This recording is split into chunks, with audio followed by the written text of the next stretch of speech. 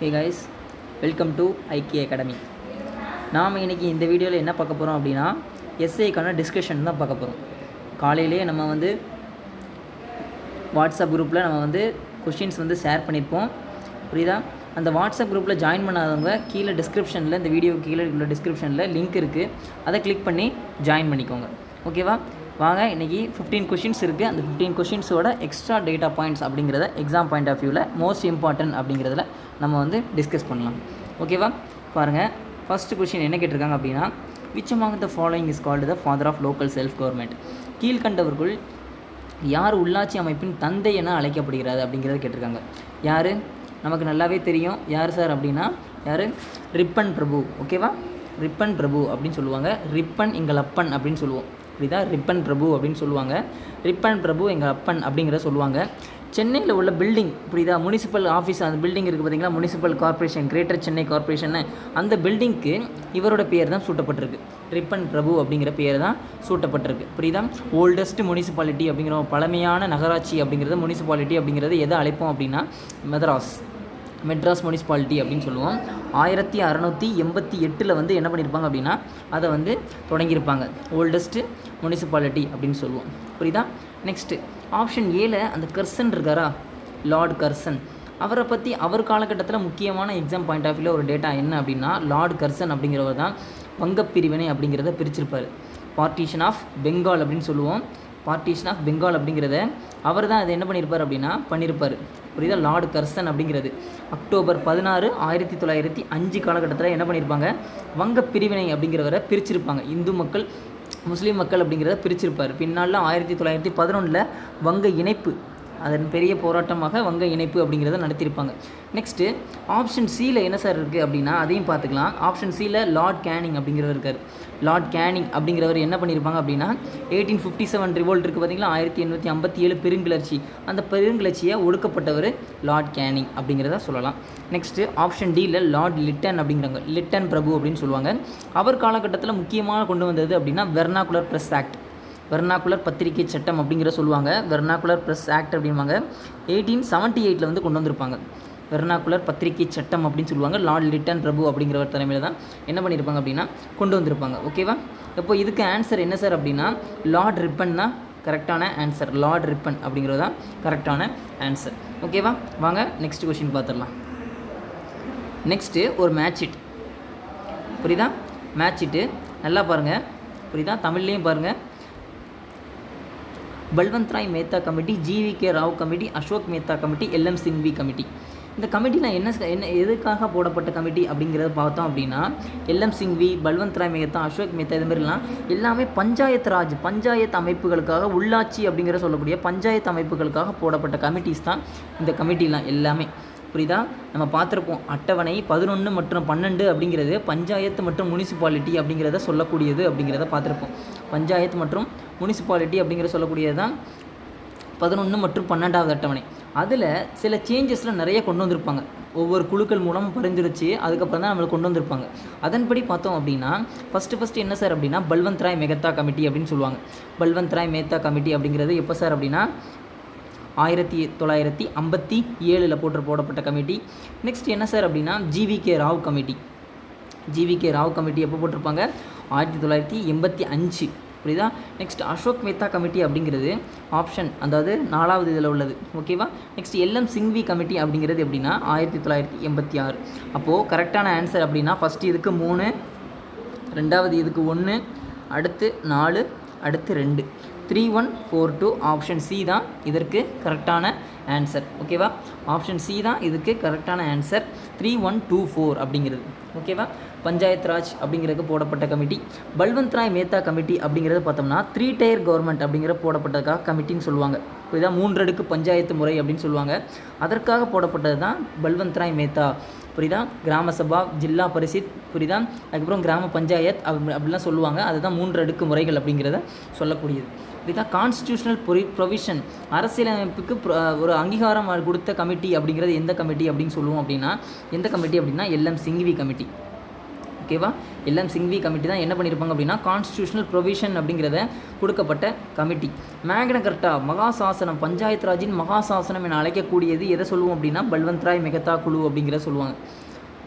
அரசியலமைப்பின் அதாவது பஞ்சாயத்து ராஜின் புரியுதா, பஞ்சாயத்து ராஜின் மகாசாசனம் என அழைக்கக்கூடியது எதை கேட்டாங்க அப்படின்னா பல்வந்த் ராய் மெகதா. ஆப்ஷன் இதில் இருக்கிறது பல்வந்த் ராய் மெகதா. இதுக்கு சரியான ஆன்சர் அப்படின்னா ஆப்ஷன் சி தான் கரெக்டான ஆன்சர்.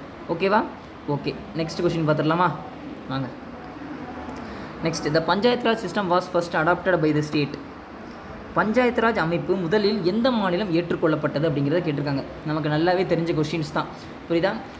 ஒரு லட்டு கொஸ்டின் சொல்லலாம் புரியுதா. என்ன சார் அப்படின்னா எது ராஜஸ்தான் மாநிலம். ராஜஸ்தானில் பர்டிகுலராக எங்கே சார் போட்டிருப்பாங்க அப்படின்னா நகவூர் அப்படிங்கிற டிஸ்ட்ரிக்டில் போட்டிருப்பாங்க. நகவூர் டிஸ்ட்ரிக் அப்படிங்கிறதுல ஜவஹர்லால் நேருங்கிறவர் தான் என்ன பண்ணியிருப்பார் அப்படின்னா இதை வந்து கொண்டு வந்திருப்பார். எந்த டேட்டில் கொண்டு வந்திருப்பாங்க அப்படின்னா அக்டோபர் 2 1959 கொண்டு வந்திருப்பாங்க. இதுதான் அக்டோபர் 2 1959 காலகட்டத்தில் என்ன பண்ணியிருப்பாங்க ராஜஸ்தானில் நகவூர் அப்படிங்கிற பகுதிகளில் பஞ்சாயத்து ராஜ் அப்படிங்கிறத அமைப்பை முதல்ல ஸ்டார்ட் பண்ணப்பட்டிருப்பாங்க. ஓகேவா. நம்ம இப்போது முக்கியமாக என்ன பார்க்கணும் அப்படின்னா நம்ம மதராஸ் பஞ்சாயத்து ராஜ் சட்டம் எந்த வருஷம் போடப்பட்டது அப்படிங்கிறத கேட்பாங்க. நமக்கு மதராஸ் பஞ்சாயத்து ராஜ் சட்டம் அப்படிங்கிறது போடப்பட்டது அப்படின்னா 1958 போட்டிருப்பாங்க. இது ஒரு பெயரளவில் தான் போடப்பட்டிருக்கும். என்ன சார் அப்படின்னா 1958 ஒரு பெயரளவில் போடப்பட்டது தான் மதராஸ் பஞ்சாயத்து ராஜ் சட்டம் அப்படிங்கிறத சொல்லியிருப்பாங்க. பின்னால் எல்லா மாநிலமும் கண்டிப்பாக உள்ளாட்சித்துறை அப்படிங்கிறத கொண்டு வந்திருக்கணும் அப்படிங்கிறதுக்காக தமிழ்நாடு பஞ்சாயத்து ராஜ் சட்டம் அப்படிங்கிறத பின்னால் அதை அமல்படுத்தியிருப்பாங்க 1994. புரியுதா. 1994 காலகட்டத்தில் போட்டிருப்பாங்க. ஓகேவா. சரி, ஓகே, நெக்ஸ்ட் கொஸ்டின் பார்த்துடலாம். உள்ளாட்சி அமைப்புகளில் அதாவது பஞ்சாயத்து மற்றும் நகராட்சிகளில் போட்டியிட ஒருவருக்கு அடைந்திருக்க வேண்டிய குறைந்தபட்ச வயது எதுன்னு கேட்டிருக்காங்க. குறைந்தபட்ச வயது எது சார் அப்படின்னா நமக்கு எல்லாமே தெரியும் 21. பஞ்சாயத்து ராஜில் போட்டியிட குறைந்தபட்ச வயது அப்படின்னா 21. 18 வயது பூர்த்தி அடைஞ்சால் தான் நம்ம என்ன பண்ண முடியும் அப்படின்னா எல்லா தேர்தல் அப்படிங்களையும் வாக்களிக்கக்கூடிய ஒரு வயது அப்படிங்கிறத சொல்லுவாங்க. யூனிவர்சல் அடல்ட் ஃப்ரான்சைஸ் அப்படின்னு சொல்லுவாங்க. புரியுதா. வயது வந்தோருக்கான வாக்குரிமை அப்படிங்கிறத சொல்ல முடியும். புரியுதா. நெக்ஸ்ட்டு இந்த 25 வயது இருக்குல்ல, இந்த 25 வயதில் யார் அப்படின்னா எம்எல்ஏ இருப்பாங்க. நெக்ஸ்ட்டு புரியுதா. எம்எல்ஏஸ் இவங்களாம் என்ன பண்ணுவாங்க அப்படின்னா 25 வயது இருந்தாலே போதும் புரியுதா வாக்களிக்கலாம். புரியுதா. நெக்ஸ்ட்டு இந்த 30 வயது இருக்கா, இந்த 30 வயது யாருக்கு சார் வருவாங்க அப்படின்னா சட்டமன்ற மேலவை எம்எல்சின்னு சொல்லுவாங்க, மேலவைன்னு சொல்லுவாங்க, ராஜ்யசபான்னு சொல்லுவாங்க. புரியுதா. அங்கே சென்ட்ரல் கவர்மெண்ட்டில் ராஜ்யசபா. இவர்களுக்கெல்லாம் குறைந்தபட்ச வயது அப்படின்னா எதை சொல்லுவோம் அப்படின்னா 30 வயது அப்படிங்கிறத சொல்லுவாங்க. புரியுதா. Election commission of India ECI தேர்தல் ஆணையத்தோட பதவிக்காலம் அப்படிங்கிறது எந்த வருஷம்னா 6 வருஷம் இல்லைனா 65 வயது. 2 இதில் எது முற்பட்டதோ அதுதான் என்ன பண்ணுவாங்க எடுத்துக்கொள்ளுவாங்க. 6 வருஷம் இல்லைனா 65 வயது அப்படிங்கிறத சொல்லுவாங்க. ஓகேவா. ஓகே, சரி, நெக்ஸ்ட் கொஸ்டின் பாருங்கள். இந்தியாவில் உள்ள சட்ட மேலவை உறுப்பினர்களை தேர்ந்தெடுக்கப்படக்கூடிய காலம், அவங்களோட காலம் எவ்வளோ, டென்யூர் பீரியட் எவ்வளோன்னு கேட்குறாங்க. யார் எம்எல்சியோட டென்யூர் பீரியட் அப்படிங்கிறத கேட்குறாங்க. எம்எல்சி சட்டமன்ற மேலவை. புரியுதா. சட்டமன்ற மேலவை அப்படின்னு சொல்லுவாங்க. நம்ம தான் பார்த்துருப்போம் எம்எல்ஏ வேறு எம்எல்சி வேறுன்னு பார்த்துருப்போம். இது சட்டமன்ற கீழவை, இது சட்டமன்ற மேலவைன்னு சொல்லுவாங்க. சட்டப்பேரவை, இது சட்ட மேலவை அப்படின்னு சொல்லுவாங்க. புரியுதா. சட்டமன்ற பேரவைக்கு எத்தனை வயது குறைந்தபட்சம் 25 வயது இருக்கணும், அதற்கு 30 வயது இருக்கணும். எம்எல்ஏக்கு எத்தனை வருஷம் வந்து பதவிக்காலம் அப்படின்னா 5 வருடம். இதேமாரி எம்எல்சி சட்டமன்ற மேலவைக்கு எத்தனை பதவிக்காலம் அப்படின்னா 6 வருஷம். அதுதான் நம்ம கொஸ்டின் கேட்டிருக்காங்க. அப்போ ஆப்ஷன் சி தான் இதற்கு சரியான விடை. புரியுதா. ஆப்ஷன் சி தான் சரியான விடை. ஓகேவா. 6 வருஷம்னா நமக்கு சட்டமன்ற மேலவை அப்படிங்கிறது பதவிக்காலம். புரியுதா.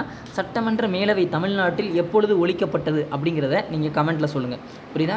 சட்டமன்ற மேலவை அப்படிங்கிறது எப்பொழுது ஒழிக்கப்பட்டது தமிழ்நாட்டில் அப்படிங்கிறத நீங்கள் கமெண்ட்டில் சொல்லுங்கள். ஓகேவா.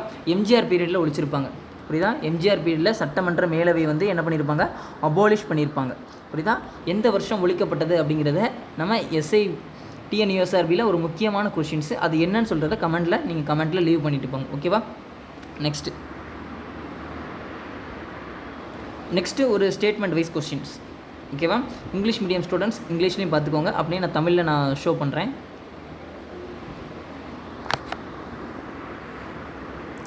பின்வருவனவற்றுள் உறுப்பினர்களில் தேர்ந்தெடுக்கப்பட்ட உறுப்பினர்களில் கொண்ட ஒரு வாக்காளர் குழுமத்தால் இந்திய ஜனாதிபதி தேர்ந்தெடுக்கப்படுகிறார். புரியுதா? பிரசிடெண்ட்டுங்கிறவங்க எப்படின்னா எலக்ட்ரோரல் காலேஜ் அப்படின்னு சொல்லுவாங்க. புரியுதா? தேர்வு குழுமம், வாக்காளர் குழுமம் அப்படின்னு சொல்லுவாங்க.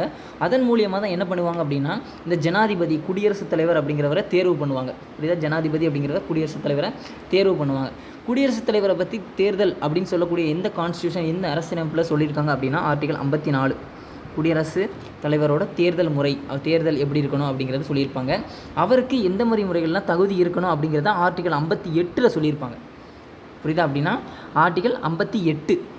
புரியுதா? இப்போ எப்படி ஷார்ட்கட்டாக ஞாபகம் வச்சுக்கலாம்னா 8 அப்படின்னா 8னா லைசன்ஸாக, நமக்கு லைசன்ஸ் போடணும்னா குவாலிஃபிகேஷன் வேணுமா, அப்போது ஜனாதிபதியோட தகுதிகள் என்ன அப்படிங்கிறத அதை ஞாபகம் வச்சுக்கோங்க. 58 அப்படிங்கிறத நீங்கள் சிம்பிளாக ஞாபகம் வச்சுக்கணும்.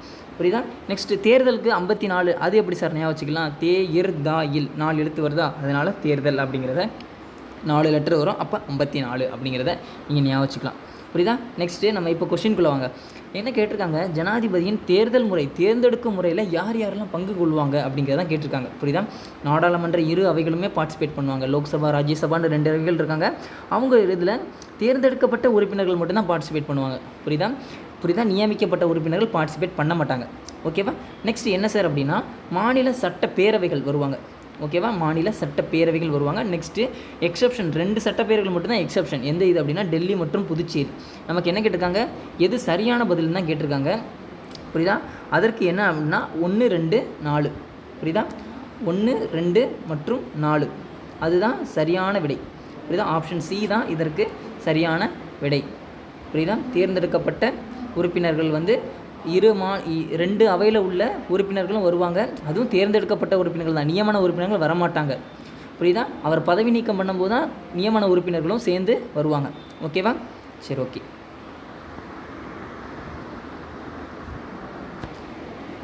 நெக்ஸ்ட்டு 7th கொஷின்ஸ் பாருங்கள். இங்கிலீஷில் பாருங்கள். 1969 the chief justice of supreme court of India officiated as the president of India identify the person அப்படிங்கிறத கேட்டிருக்காங்க. என்ன கேட்டிருக்காங்க அப்படின்னா 1969ஆம் ஆண்டு இந்திய உச்சநீதிமன்ற தலைமை நீதிபதி இந்திய குடியரசுத் தலைவருக்காக பொறுப்பேற்ற அவர் யாருங்கிறத கேட்டிருக்காங்க. நமக்கு என்ன பார்த்துருப்போம் அப்படின்னா, அதாவது இப்போதைக்கு பிரசிடென்ட் அப்படிங்கிறவர் இருக்கார் அப்படின்னா இவரோட போஸ்டிங்ஸ் வேக்கண்ட்டாக இருக்குது அப்படின்னா அதற்கு ஃபில் பண்ணுறதுக்கு யார் வருவா அப்படின்னா வைஸ் பிரசிடென்ட் வருவாங்க. இப்போ இந்த 2 பேரோட போஸ்டிங்ஸ் வேக்கண்ட்டாக இருக்குது அப்படின்னா அப்போ தான் யார் வருவா அப்படின்னா CJI, chief justice of India அப்படிங்கிற வருவாங்க. ஒரு வருஷம் அந்த மாதிரி இருந்திருக்கு. அந்த சிஜிஐ உச்சநீதிமன்ற தலைமை நீதிபதியாக இருந்து குடியரசுத் தலைவராக பொறுப்பேற்றவர் யார் அப்படிங்கிறதான் கொஸ்டினில் கேட்டிருக்காங்க. யார்? நமக்கு நல்லாவே தெரியும். புரியுதா? நீதிபதி எம் ஹிதயத்துல்லா அப்படிங்கிறவங்க. எந்த வருஷம்? 1969 காலகட்டத்தில் இவங்க வந்து என்ன பண்ணியிருப்பாங்க அப்படின்னா உச்சநீதிமன்ற தலைமை நீதிபதியாக இருந்து குடியரசுத் தலைவர் அப்படிங்கிறத பொறுப்பேற்றிருப்பாங்க. புரியுதா? நெக்ஸ்ட் இந்த ஆப்ஷன் சியில் உள்ளது நீதிபதி ஹச்ஜே கனியா. புரியுதா? ஹரிலால் ஜே கனியான்னு சொல்லுவாங்க. ஹச்ஜே கனியா அப்படிங்கிறவங்க முதல் நீதிபதி சுதந்திர இந்தியாவின் ஆஃப்டர் இண்டிபெண்டன்ட் இந்தியாவில் முதல் நீதிபதி அப்படின்னு சொல்லணும்னா யாருன்னா ஹச்ஜே கனியா அவர்கள் அப்படிங்கிறத சொல்லக்கூடியது. ஓகேவா? சரி, ஓகே. நெக்ஸ்ட் பார்க்கலாம்.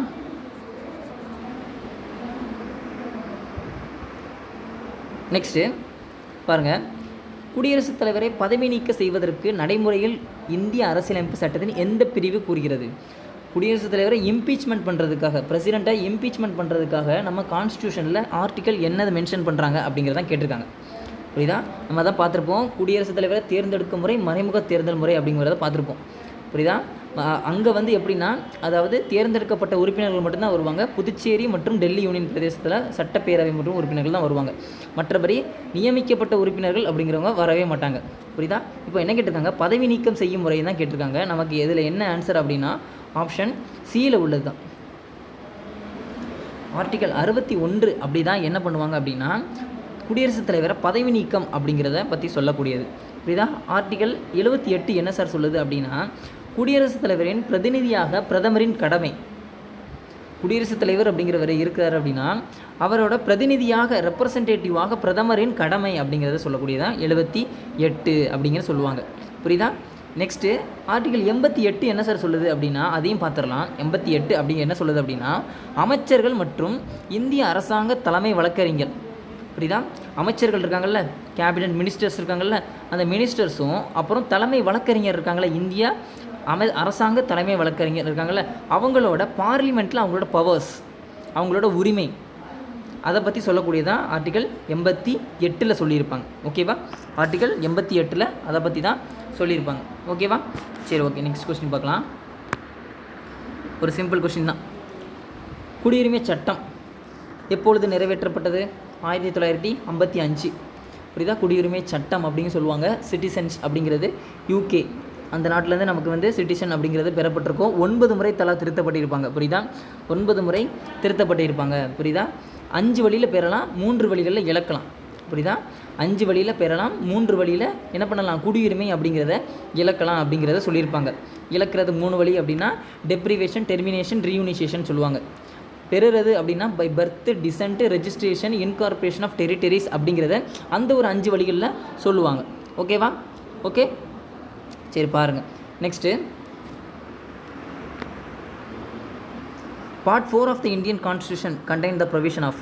பகுதி 4 அரசியலமைப்பின் பகுதி 4ஆம் பகுதி எந்த இதை பற்றி விதிகளை கூறுகிறது அப்படிங்கிறத கேட்டிருக்காங்க. பாருங்கள், பகுதி 4 அப்படிங்கிறத கேட்டிருக்காங்க. புரியுதா? பகுதி 4. சரி, இப்போ ஃபஸ்ட்லேருந்து பார்க்கலாம் ஆப்ஷனை வச்சு. ஓகேவா? இப்போ குடியுரிமை அப்படிங்கிறது எந்த பகுதியில் கூடியிருப்பாங்க? பகுதி 2ல் கூடியிருப்பாங்க. புரியுதா? பகுதி 2 அப்படிங்கிறதுல கூறியிருப்பாங்க. 5லேருந்து 11 வரைக்கும் ஆர்டிக்கல் இதை பற்றி சொல்லும். ஓகேவா? நெக்ஸ்ட்டு அடிப்படை உரிமை ஃபண்டமெண்டல் ரைட்ஸ், அது எந்த இதில் சொல்லியிருப்பாங்க அப்படின்னா பகுதி 3ல் சொல்லியிருப்பாங்க.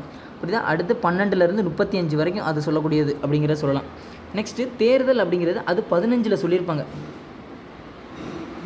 அது 15ல் சொல்லியிருப்பாங்க. தேர்தல் முறை 324லேருந்து 329 வரைக்கும். நெக்ஸ்ட் ஆப்ஷன் டியில் அரசுக்கு வழிகாட்டும் நெறிமுறை, இதுதான் என்ன சார் அப்படின்னா பகுதி 4 அப்படிங்கிறதுல சொல்லியிருப்பாங்க.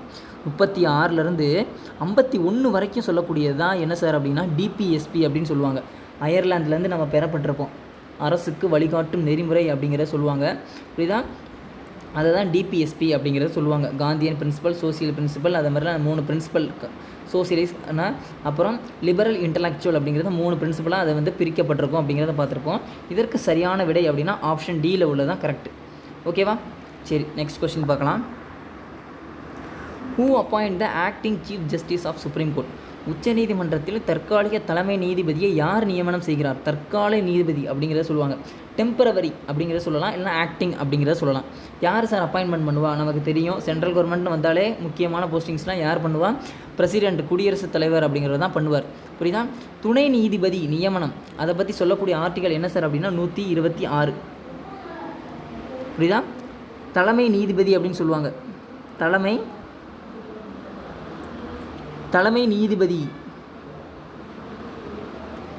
தலைமை நீதிபதி அவங்கள அப்பாயின்ட் பண்ணக்கூடிய ஆர்டிக்கல் அப்படின்னா எதுனா 126 தான் தலைமை நீதிபதி அப்பாயின்ட் பண்ணக்கூடிய ஆர்டிக்கல் அப்படிங்கிறத சொல்லலாம். ஓகேவா? தற்காலிக நீதிபதி டெம்பரவரி அப்படிங்கிறத சொல்லக்கூடிய தற்காலிக நீதிபதியை அப்பாயின்ட் பண்ணக்கூடிய ஆர்டிக்கல் நம்ம கான்ஸ்டியூஷன் சொல்லியிருக்காங்க. எந்த ஆர்டிக்கல்? 127. 126ங்கிறது என்ன சார் அப்படின்னா சீஃப் ஜஸ்டிஸ் அப்பாயின்ட் பண்ணக்கூடியது. 127 டெம்பரவரி பிரசிடெண்ட்டை போடக்கூடியது தான் இது அப்படிங்கிறத சொல்லுவாங்க. ஓகேவா? சரி, ஓகே. நெக்ஸ்ட் கொஸ்டின் பார்க்கலாம். Who is selected as the 14th president of India?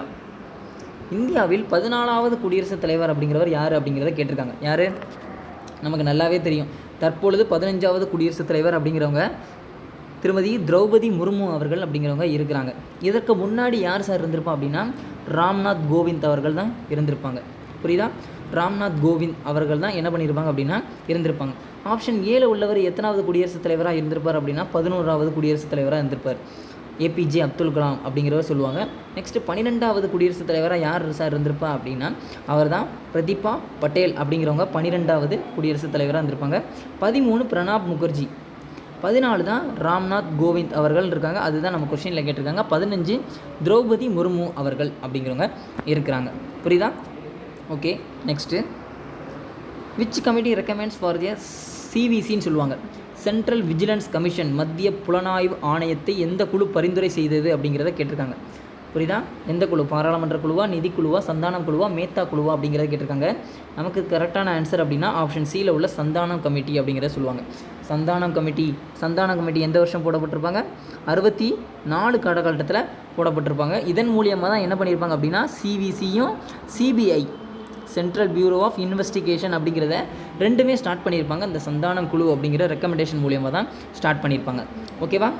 Next which of the following act introduced the dyarchies province? மாநிலங்களில் இரட்டையாட்சி முறை அறிமுகப்படுத்திய சட்டம் எதுன்னு கேட்குறாங்க. மாநிலத்தில் இரட்டையாட்சி முறை அப்படிங்கிற கொண்டு வந்த சட்டம் எது அப்படிங்கிற கேட்டாங்க. எது அப்படின்னா 1919 போடப்பட்டது தான் சட்டம். ஒதுக்கப்பட்ட துறை மற்றும் மாற்றப்பட்ட துறை, ரிசர்வ்டு மற்றும் டிரான்ஸ்ஃபர்டு அப்படிங்கிறத 2 இதாக பிரிச்சிருப்பாங்க. ஆங்கிலேய அரசு வந்து என்ன பண்ணியிருப்பாங்க அப்படின்னா, அதிக வருவாய் தரக்கூடிய பகுதிகளை ஆங்கிலேயர் வசம் வச்சுருப்பாங்க, அதிக செலவு தரக்கூடிய பகுதிகள்லாம் இந்திய மக்களிடம் கொடுத்துருப்பாங்க. இதனால் பெரும் பிரச்சனைகள் வந்திருக்கும். இந்திய அரசு சட்டம் அப்படின்னு சொல்லுவாங்க. புரியுதா?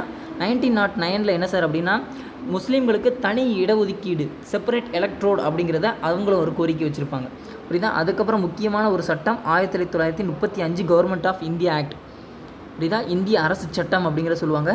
மத்தியில் இரட்டையாட்சி, மாகாணங்களில் சுயாட்சி அப்படிங்கிறத சொல்லியிருப்பாங்க 1935 கவர்மெண்ட் ஆஃப் இந்தியா ஆக்ட் அப்படிங்கிற சட்டத்தில். ஓகேவா? நெக்ஸ்ட்டு கடைசி கொஸ்டின் பார்க்கலாம். Money bill can be introduced in state legislature only in recommendation of. மாநில சட்டமன்றத்தில் நிதி மசோதா யாருடைய பரிந்துரை பெயரில் அப்படிங்கிறத கேட்டிருக்காங்க. யாருடைய பரிந்துரை பெயரில்? இதுதான் ஒரு மாநிலத்தில் சட்டமன்றத்தில் நிதி மசோதா யாருடைய பரிந்துரை பேரில் அறிமுகப்படுத்த முடியும் அப்படிங்கிற கேட்டிருக்காங்க. ஒரு மாநிலம் வந்தாலே நமக்கு யார் வருவாங்க? கவர்னரோட ரெக்கமெண்டேஷன் இருந்தால் தான் என்ன பண்ணுவாங்க அப்படின்னா அறிமுகப்படுத்த முடியும், அங்கே பில்லில் இன்ட்ரடியூஸ் பண்ண முடியும். புரியுதா? அதே மாதிரி தான் சென்ட்ரல் கவர்மெண்ட்லேயும் அங்கே யார் ப்ரியர் ரெக்கமெண்டேஷன், யாரோட ரெக்கமெண்டேஷன் இருக்கணும்? பிரசிடெண்ட்டோட ரெக்கமெண்டேஷன் அப்படிங்கிறது இருக்கணும். புரியுதா? மணி பில் அப்படின்னு சொல்லக்கூடிய ஆர்டிக்கல் அப்படின்னா 110 தான் மணி பில் அப்படிங்கிறத சொல்லக்கூடியது. புரியுதா? லோக்சபாவில் வந்துட்டு தான் இன்ட்ரடியூஸ் பண்ண முடியும், ராஜ்யசபாவில் இன்ட்ரடியூஸ் பண்ண அதிகாரம் கிடையவே கிடையாது. ராஜ்யசபாவில் எத்தனை நாள் மட்டும்தான் காலக்கெடு அப்படின்னா 14 நாள் மட்டும்தான் காலக்கெடு. அதற்கப்புறம் அதுக்குள்ளே அவங்க ரெக்கமெண்டேஷன், அதாவது சைன் பண்ணி அடுத்த அவைக்கு அப்படியே அனுப்பிடணும். இல்லைனா அது சைன் போட்டதாக அர்த்தமாக மாறிவிடும் அப்படிங்கிறதா சொல்லக்கூடியது. ஓகேவா? இன்றைக்கி இந்த கிளாஸஸில் ஒரு 15 கொஷின்ஸ் நம்ம டிஸ்கஸ் பண்ணோம். ஓகேவா? எக்ஸ்ட்ரா பாயிண்ட்ஸும் நீங்கள் தெரிஞ்சுப்பீங்கன்னு நினச்சிருக்கேன். ஓகேவா? ஓகே, நெக்ஸ்ட் கிளாஸில் இன்ட்ரெஸ்டிங்கான டாப்பிக்கில் மீட் பண்ணலாம். தேங்க்யூ.